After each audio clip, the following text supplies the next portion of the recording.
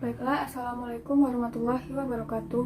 Perkenalkan, nama saya Wulan Fadilah dengan nomor BP 2010 1152630233 dari kelas IF6 akan menjelaskan mengenai internet dan inovasi internet terbaru. Mungkin pada zaman yang serba canggih saat ini, kata internet tidak asing lagi di telinga kita.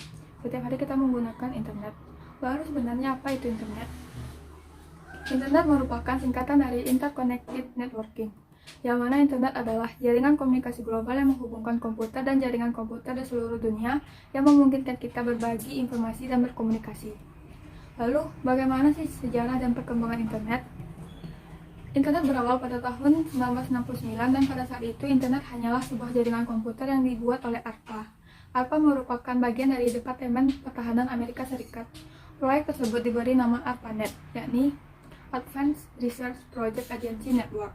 Proyek tersebut mendapatkan hasil temuan tentang bagaimana perangkat lunak komputer yang berbasis Unix dapat berpadu padan dengan perangkat keras, sehingga para pengembangnya mulai menyadari bahwa hal tersebut dapat membantu manusia untuk berkomunikasi jarak jauh melalui saluran telepon. Padahal pada awalnya hanya akan digunakan untuk kepentingan militer saja.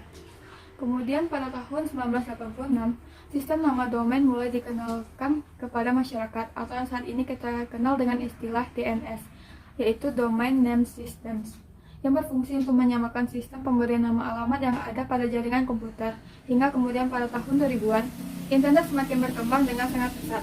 Berawal dari sebuah proyek militer, penemuan internet terus dikembangkan hingga pada akhirnya menjadi internet seperti yang kita kenal sekarang. Dan hingga kini, sejarah internet masih terus saja berkembang. Beberapa istilah yang terdapat dalam internet, diantaranya ada website, yaitu tempat sekumpulan halaman web milik seseorang atau suatu perusahaan dikumpulkan. Lalu ada homepage, yaitu halaman pertama yang akan muncul jika sebuah situs web diakses. Lalu ada URL, yaitu alamat unik dan khas setiap halaman dan situs dalam www. Lalu ada protokol, yaitu suatu mekanisme yang sudah distandarkan untuk mentransfer data. Lalu ada HTTP, yaitu suatu protokol internet yang digunakan oleh www.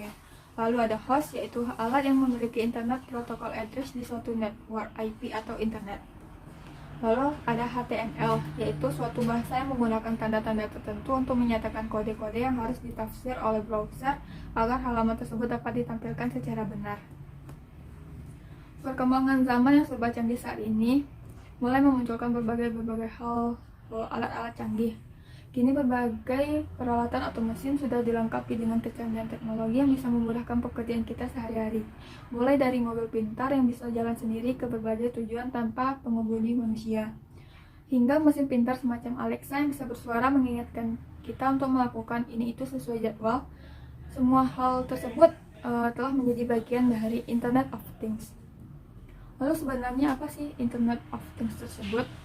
Internet of Things yaitu sebuah konsep di mana sebuah objek tertentu memiliki kemampuan untuk mengirimkan data melalui jaringan dan tanpa adanya interaksi dari manusia ke manusia ataupun dari manusia ke perangkat komputer.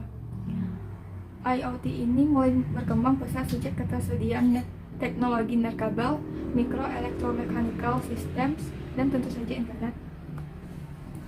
Dalam Internet of Things terdapat unsur-unsur yaitu artificial intelligence, konektivitas, sensor, keterlibatan aktif, dan juga perangkat berukuran kecil. Lalu bagaimana cara kerja Internet of Things? Sebenarnya IoT bekerja dengan memanfaatkan suatu argumentasi pemrograman, di mana tiap-tiap perintah argumen tersebut bisa menghasilkan suatu interaksi antar mesin yang telah terhubung secara otomatis tanpa campur tangan manusia dan tanpa terbatas jarak berapapun jauhnya. Jadi, internet di sini menjadi penghubung antara kedua interaksi mesin tersebut. Manusia dalam IoT tugasnya hanyalah menjadi pengatur dan pengawas mesin-mesin yang bekerja secara langsung tersebut. Namun ada tantangan terbesar yang bisa menjadi hambatan dalam mengkonfigurasi IoT, yaitu bagaimana menyusun jaringan komunikasinya sendiri dikarenakan jaringannya sangatlah kompleks. Selain itu, IoT juga sesungguhnya sangat perlu suatu sistem keamanan yang cukup ketat. Di samping masalah tersebut, biaya pengembangan IoT yang mahal juga sering menjadi penyebab kegagalannya. Ujung-ujungnya, pembuatan dan pengembangannya bisa berakhir gagal produksi. Nah, ada beberapa pemanfaatan Internet of Things yang ada di Indonesia. Yang pertama ada HARA. HARA adalah produk IoT yang dikembangkan untuk menangani permasalahan di sektor pertanian dan pangan, seperti menanggulangi masalah potensi lahan, optimalisasi pertanian, dan mencegah pertumbuhan hama dan penyakit tanaman. Lalu ada Clue, yaitu Clue ingin berinovasi mengembangkan produk smart city berbasis IoT, misalnya pengembangan traffic lamp yang terhubung ke sebuah command center, lalu ada kotak sampah pintar, dan juga air pollution detector.